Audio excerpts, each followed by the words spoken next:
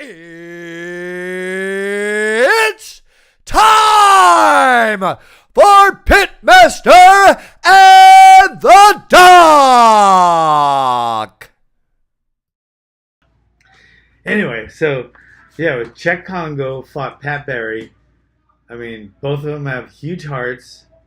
They have good chins. I mean, they've both been knocked out a few times, but I mean, they're heavyweights, so anybody that gets caught in the chin, you can't really say you don't have a good chin if you get caught in the chin and get knocked out. But some people, like in boxing, old timer named Tex Cobb just never was knocked out. In MMA, I would say like Roy Nelson has just unbelievable chin and a huge heart. And then Mark Hunt, the Samoan heavyweight, huge. I mean, just unbelievable granite chin. He has an unbelievable heart, and he has a good killer instinct. So he has all the makings. Well, what about chin? I mean, we didn't talk about that. Right. So chin with like Czech Congo, he got dropped. So he got dropped. He got back up, like still staggering, and knocked out Pat Barry because they were both like, it was such a bizarre fight. If you get a chance, check out that fight with Czech Congo and Pat Barry. Pat Barry drops him. I mean, he's almost out, and he's like pounding him, and all of a sudden I think he's like half stands up and hits Pat Barry and knocks him out. So once you have heart, you have heart. Whether you get hurt or not, you have heart. Once you have killer instinct, I don't care how bad you're hurt, how tired you are. If you have the killer instinct and you're exhausted, you're going to still go for the knockout. Sometimes you're not able to because you're too tired, your gas tank's empty. But let's talk about chin. Okay, chin is something you either have or you don't. But unlike heart, you can lose chin. You'll never lose your heart, but you can lose your chin. Some people towards the end of their career, they lose their chin. Some people in the beginning of their chin, who knows why? I think it's, I'm sure maybe you can investigate that. But some people just have a solid chin. They'll never get knocked out. And then some people throughout their career just been hit on it enough times. It's like some guys just have a certain amount of granite chin experiences until they finally start getting knocked out. And then I think it's true. I think you have so much in the bank, and then once it's gone, it's not coming back. It's not coming back. Once your chin is gone, it's gone. But if you don't have it, you're never gonna have it. So if someone doesn't have a chin going into the fight game, I've had fighters like that. So I've had to train them around getting hit. They have to like work on like practically lateral like they have to be like Muhammad Ali. Because if they get tagged in the chin, even like air going by, they're going to get knocked out. I've had fighters like that. And they have a big heart, so they want to fight. They want to go in there. And they have good killer instinct. They want to go for the knockout. But the problem is, it's not their fault. They just don't have a good chin. It's kind of like me. I wanted to be a smart guy, but I just didn't have the brains. So I just worked around that by faking it. So if you don't have a chin, you work around that by faking it and moving and shit. But if you get tagged on the chin, you're going out. Once you don't have a chin, you'll never have a chin. But if you do have a chin, you might lose it. But what's happening is you're getting hit in the head. So it's basically a traumatic brain injury. So it's resetting your brain. It's like rebooting your computer. Yeah. And if you turn it off, it has to reset. So when you knock someone out, most knockouts aren't 30 minutes. I mean, most people get up pretty quick, or at least they come to pretty quick in fighting. But the big danger is, at least what I see in sports, is you get hit once, you get knocked out, you have a concussion, and then you get hit again. And you don't have to be actually unconscious to have a concussion, which a lot of people don't understand. But you can have a concussion, that means your brain is actually swelling. And then when you get hit again, it can be very dangerous. So I think that's one interesting thing, and the difference, we talked about this a little last time, between boxing and MMA. In boxing, you can get hit, you're concussed, you go down, and you're encouraged to come out of it, and you get a count. 8 seconds. You get time. 8 seconds for your brain to swell and for you to come back and get hit in the head more. So at least in MMA, if you get reset and you get knocked out, the fight is over. You don't get time to recover from that. Although, I don't know, you see it all the time where someone gets dazed or stunned, but if they're not completely unconscious, a lot of them, if they can scramble, and then, you see it all the time. They scramble, they make it to the end of the round, they clinch, or then they have the time between rounds to recover. And then a lot of times they come out and they look a lot better. But, when you get your brain knocked so hard that it gets reset, that's a scary. As a doctor, I see that the fight should be over. I agree now, but when I was fighting, it was a lot different back then. We'd spar all out, head sparring. We'd go for the head. I mean, I can't even count on both hands and both feet times 20 how many times that I've left the gym still kind of dazed. Like, so where am I going? Where am I going? I don't even remember where.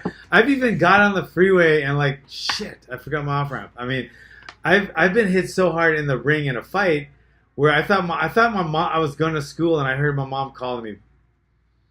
I've been back to the corner I was back in the corner one fight. I got dropped. Go back. The bell rang. I'm in the corner, and the referee came up to me. I was in like I was in Louisiana. I think I was in Tennessee. I forgot where I was, but the referee came to the corner. He goes, "John, you okay?" I go, "Yeah." He goes, "Okay. Where are you?" Because they try to test you with some simple questions to see if you're all there. Like they'll ask you the date, the president, etc. So he said, "Where are you?" I said, "I'm in Vegas." He thought I was joking, which I wasn't. I actually thought I was in Vegas. I was in like Tennessee, and he was like, that's a good one. All right, you're good. And he let the fight go on. But anyway, that from a medical perspective, that's horrible. It is horrible. The concussions that I see that happen in football, when someone gets concussed, you can examine them, and in the first 5 minutes, they may be fine. They can answer math questions. They know where they are. They're oriented. They know who they are. They know what quarter it is. They know what the score is. And 5 minutes later, they don't even know where they are. So when a ref might take someone and go, ask him a couple questions, he's totally fine. Their brain starts to swell, and 5 minutes later, they're gone. So, some of those things are definitely holes in how you treat these brain injuries. But I mean, if you go in there and ask them just some subjective question or objective questions, I mean, that's all you can do. That's all. I mean, at that point. And to be honest, I mean, and I've seen it happen that personally, where I get hit and I'm fine, but then later I start having some weird thinking and stuff. So I knew that it hit me later. But 99.9% of the time, that's a crazy stat, but I guarantee you, once you get hit from the moment of impact, you're not going to be okay. Most guys that in fighting anyway, I've never seen a guy dropped and then he died later. I mean, he got like hit really hard and then he's fine. Then the brain swelling. To me, maybe not in fighting, but in sports in general, it's called second impact syndrome, is common. And now we've completely changed concussion protocols in sport.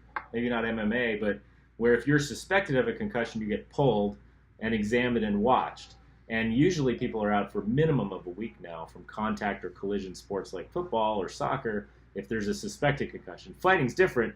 You can't just pull everyone if there's a suspected concussion every time they get hit in the head. Right, so I mean that's the purpose of it. It's totally different. But there is that interesting, we see it in other sports where you keep getting hit in the head and there's deaths. There's like 6 deaths a year in high school football in this country of kids. Yet we still play high school football. If you try to establish high school football as a new sport now, I don't think it would ever happen in a million years because you'd look at the injuries and people would go, "You're crazy, you can't do that."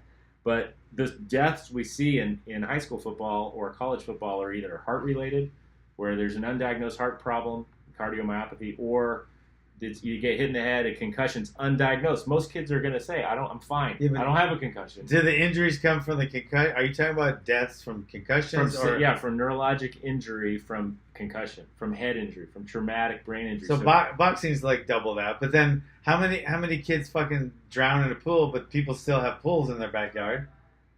That's true. Yeah. So I mean, exactly. Yeah. So I mean, people are going to die all the time, but I mean, that's terrible that they, 6 a year is a pretty low number. Yeah, and not if it's your kid. Right. But anyway. But then pools, it's not my kid. And the fact that swimming pools are one of the dumbest things I think that we have on this planet.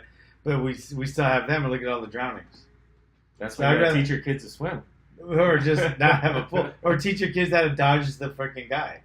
Yeah. So, but I think the interesting thing is in some sports it's evolved where you do neurologic testing of the athletes before they get hit in the head, so you know what their baseline is. You know if they're, can they answer math questions? Can they concentrate? Can they do these things? And they get a score. They get evaluated, and then that way, after they've had a head injury, you can check to see if they're back to normal or not, and then whether they should go back and participate again. So I think, I don't know how fighting does it and how your fighters do it. They obviously get concussions. What's the protocol to get them back into sport? Time, and Yeah. then, but what And kind a of CAT testing to time show? and a CAT scan. Yeah, well, a CAT scan's only going to show you if they have like a skull fracture or a Right. traumatic bleed Right. or something horrible, but it's not going to show you a concussion. You can't Yeah. diagnose. You can't diagnose a concussion on a No, CT you scan. can't, no, and but they. I mean, and the problem is here. Okay, football. I mean, okay, they might do certain things, but I don't know. And soccer, they might do certain things and try to avoid them and this and that. But you got to realize, fighting, the object is to give your opponent a concussion. And every single fight, there's going to be a concussion. And not in in every single fight, I guarantee you, somebody's going to have a concussion. Right. It doesn't mean they're knocked out. It just means they've had a concussion. hit in the head. And when you get hit in the head, your brain bounces off the inside of your skull. That's Right. what gives you the injury. So, and that brings up another point: is hey, if you're dehydrated, are you going to be more likely to get a concussion too? And you are. I mean, that's You are, and I don't think many people enter the ring still dehydrated. They were dehydrated 30 hours or 24 hours ago. But even whatever the case, when you're a fighter, your main job, especially boxing, is to concuss your opponent. So there's going to be concussions every single thing. So every single fight. But if you could avoid those in training, if Yeah. you can avoid concussions in training, especially with this theory of you have a bank of so many times you can get hit in the head, and everybody's bank has a different size. Right. But if you can only get hit in the head so many times, wasting those times in training, if that can be avoided, you can't train the chin, but you can train to save your chin. Right. Or not only save your chin. I mean, I don't care about saving your chin because once they start getting knocked out, that's not as important to me as saving their brain.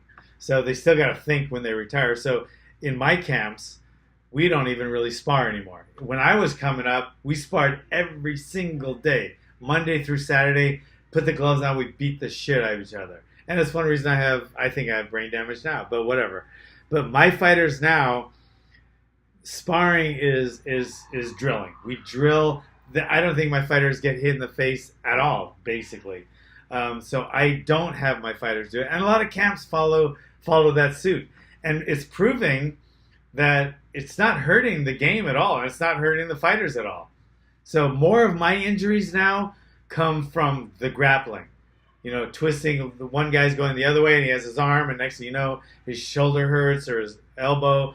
So that is more of an injury than the actual concussions now. So that's what I do for my fighters. That's how I protect my fighters is I don't make them smart. Once the fight starts, they're going to get concussed, and they're going to concuss someone else. And that goes with the sport. So my only input would be, and if you take a fight and you get a concussion in the fight, you're obviously not going to be training again like that or taking a fight again anytime soon. You have a certain amount of rest time, but going back Ideally. into a situation where you can get hit in the head while you're still recovering from a concussion is the dangerous part, which maybe the sport is kind of, maybe you don't test for it, but the way it's set up where you're not fighting for a few months gives you enough time to recover in most cases. Ideally, that's great, and that's why I hate tournaments, and I wouldn't let my fighters enter tournaments because they're fighting sometimes 2 or 3 times in one night. Right, which is terrible for brain injury. It is, and my fighters, I have a thing where if my fighter gets hurt in his fight or even gets tagged and I think he has any kind of concussion, usually the state says, or the commission says X amount of time. I usually double that. if my fighter gets dropped in sparring, he's not gonna fight. He's not gonna spar again for another month or two, and he's not gonna. If he has a fight coming up, that fight's canceled. Now, the only difference is like if it's a UFC or with a lot of money, sometimes I can't always do that as readily. Like my amateur fighters, it's not even a thought. It's just boom, your fight's out. You're fighting in a month, it's out. You can't even spar for a month. If it's even one of my lower end pro fighters, you're not fighting. Your fight's in 6 weeks, you're not fighting. If they get dropped, they're not fighting. They know that. And if it was a UFC with making a lot of money and this guy needs that money that bad, I'm gonna risk. I'll have a long talk with him, and I'm not necessarily gonna pull that fight because they gotta live. But for my lower end fighters, it's always gonna be that way. They also know if they get dropped in a fight, I'm throwing in the towel, and I tell my fighters that. They know it very well. And I've thrown in the towel many times, even though they tell you not to. I have, and I always will.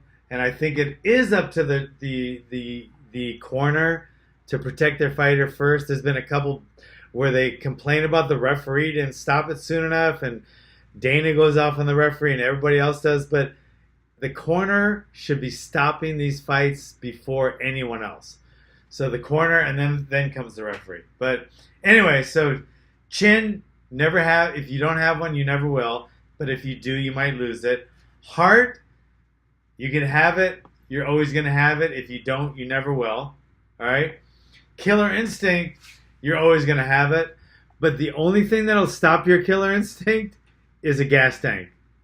If you don't have a gas tank, if your gas tank is empty, I don't care how bad you want to kill that guy or knock him out. If your gas tank, if your killer instinct is here and your gas tank is here, you won't be able to knock him out. And I know that feeling very well, wanting to knock someone out so bad and you just don't have it's all lactic acid in here and you can't even generate enough power to knock someone out. You're just so tired. And that's probably one of the most frustrating feelings in the world. But anyway. So bottom line is maybe we should bring helmets into the UFC.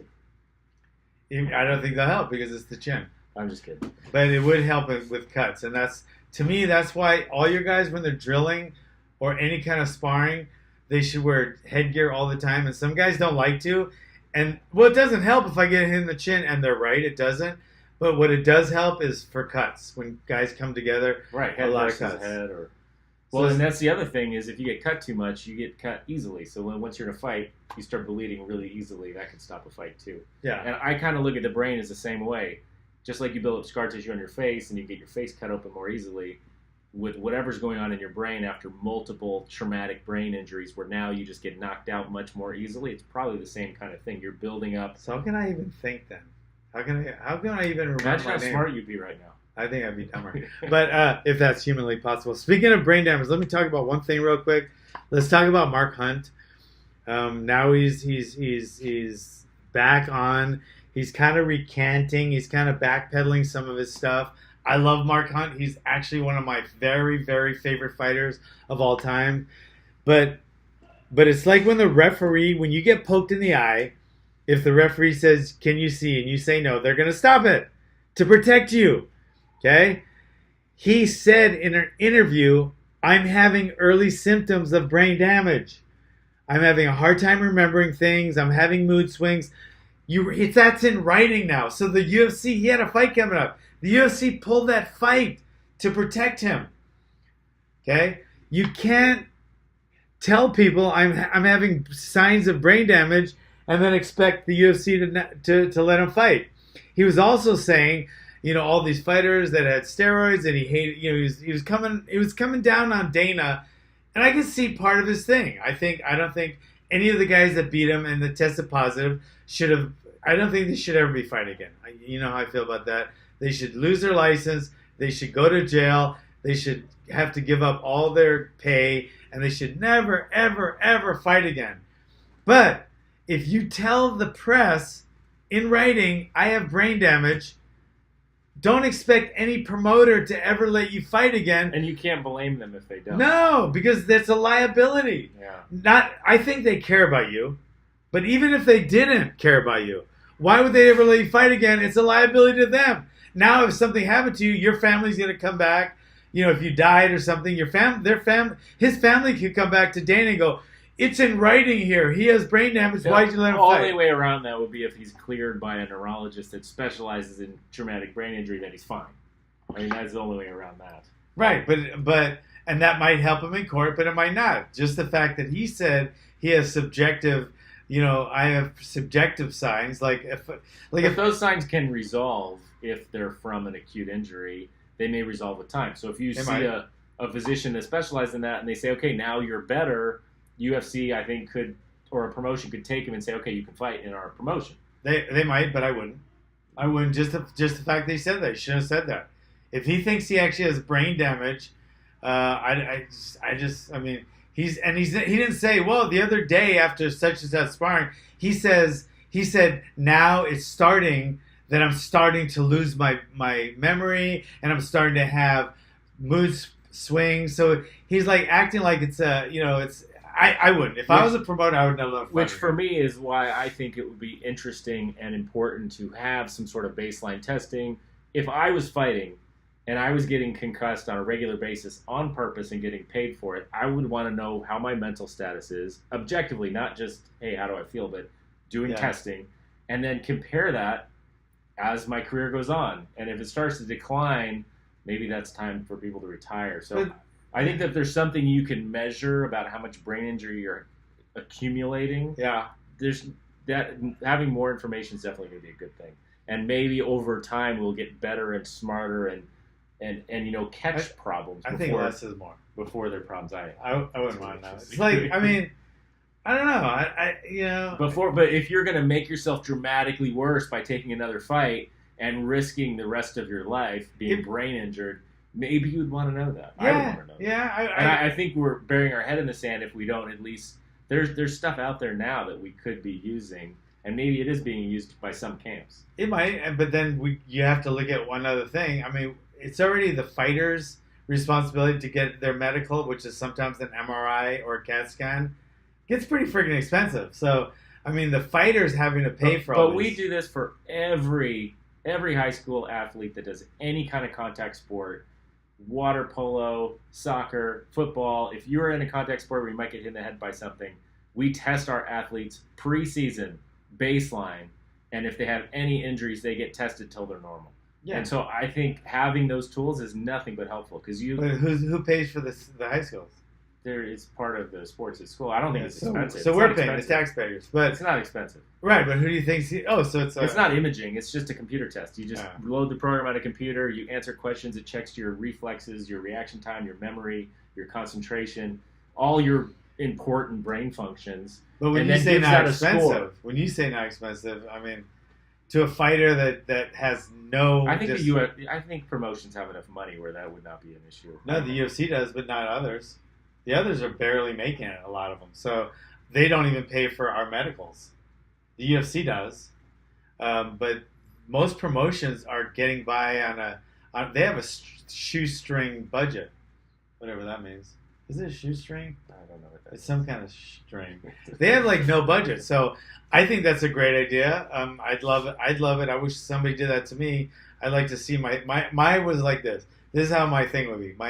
My line would be, okay, this is the top. My line's here. This is the bottom. My line would be a little above the top, and it would just be like this. A little above the bottom. A little above the bottom, and then it would just be like this. And it's down here somewhere. It's down. You can't even see it now. It's so low. It was never there. So most of us fighters, we don't give a shit how smart we were. Because it's not how smart you are; it's your reaction time, which is crucial to fighting. Right, and our reaction time usually doesn't get that affected. It's our brains. It's like we get angry quicker. We have mood swings. We forget things. Our reactions are still pretty damn good, but it's this. It's like this doesn't work anymore. Well, you do see it in these people that that played in the NFL, and then they have brain injuries and concentration problems, and then actually have mental problems where murders happen or whatever. I'm not buying it. It's the new defense, John. It's going to be the new defense. I know. It's like they should have used it for OJ. It's like boxers, like in football players. Like if boxers, for every one concussion a football player has, a boxer probably has 150. So why doesn't this come up for boxers? It comes up for football players because it's a higher end sport. It's higher notoriety. They have tons more money. They're NFL. getting hit in the head constantly. No, they are not. Oh my God! Clearly Fighters don't watch football. Okay, if you watch a sparring match, somebody's been hit in the head 30 times a round, and he spars 10 rounds. So he's been hit in the head maybe 100 times. He's had concussions a day when he's training for a fight. How many times do you think a football player actually gets a head injury compared to a fighter? They're getting hit, but with diagnosed head injury. I mean, when they're on the line, they're hitting each other every play. You mean when they're this close together and they're just going like that? Yeah. I don't think it's nearly as much the fighter. Fighters are that close together. Yeah, but they're punching each other in the head. These guys just run together. They're not bumping heads. It's usually shoulder. But whatever. My point is, I think the football, they make a really big deal about it because a lot of these guys, they're already criminals going in. Most of them are they're like raping people and pillaging people when they're in college. They're like getting busted for shit. Do you think they have the brain damage already? No. We're going to have to agree to disagree on that one. But anyway, so I think we should look out for our brains, and I think the only way we can do this. So what do you think football should not... Maybe they shouldn't train like they train. They've stopped. Actually, they've changed the rules in football. So there's not as much contact allowed anymore because of that. And because the head injuries are in such a high profile right now, the training's been changed. They're still happening, but the training's been changed, and then players get pulled immediately if they will admit to having signs of concussion. The problem is kids don't want to admit they do because they don't want to get pulled out because they know what happens now. And then they're given it minimum a week of being symptom free before they can play again. See, in football or in other contact sports, they may be practicing all week and then playing every week. I don't know. I think there's room in fighting to use more science as far as prevent brain injuries and to prevent your fighter from losing their chin, which can end careers. So I think the science will evolve, and I think there's already testing out there that would be interesting to see how it could be applied to MMA. Then why in MMA or boxing, why aren't there any of these things going on? I don't know. Because nobody says, "Oh, what was your level before you started fighting?" And they don't come into their camps and do like all those tests. Well, I think the science evolves. I think the different sports evolve, and I think you'll see some evolution there to help prevent injuries. I think boxing, like you said, may be more prone to those head injuries than MMA just because it's a different sport. Yeah, it's much different. In boxing, your main goal is to punch someone in the head. In MMA, you have so many other ways to win and so many other ways to lose. All right, so it's good. Good talk, John. See you guys later. Please like, share, and if you're listening to this on SoundCloud, like us and please comment. Thanks for coming, guys.